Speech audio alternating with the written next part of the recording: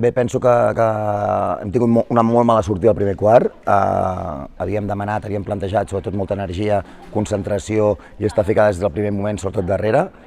No hem sigut capaces de fer-ho, hem donat facilitats a l'equip local perquè ens poguessin anotar i sentir-se còmodes a la pista, no ficant la nostra identitat a pista.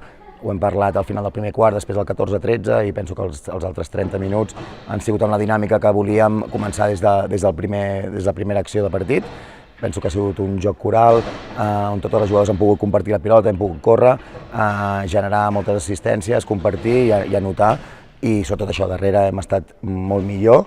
Sí que hem seguit cometent errors, desajustos defensius, alliberant a les 3 jugadores que tenien punts d'elles i tirs fàcils, algunes han anotat, alguns no, però bueno, em quedo amb el que no volem, amb la imatge que no volem, que és el primer quart, i em quedo amb un bon treball de l'equip als 30 últims minuts de partit.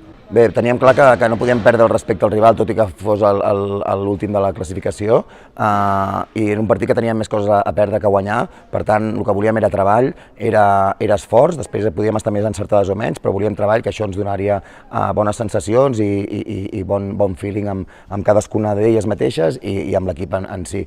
Penso que ho hem aconseguit, com dèiem, als 30 últims minuts, però bé, toca no repetir el primer quart que hem fet.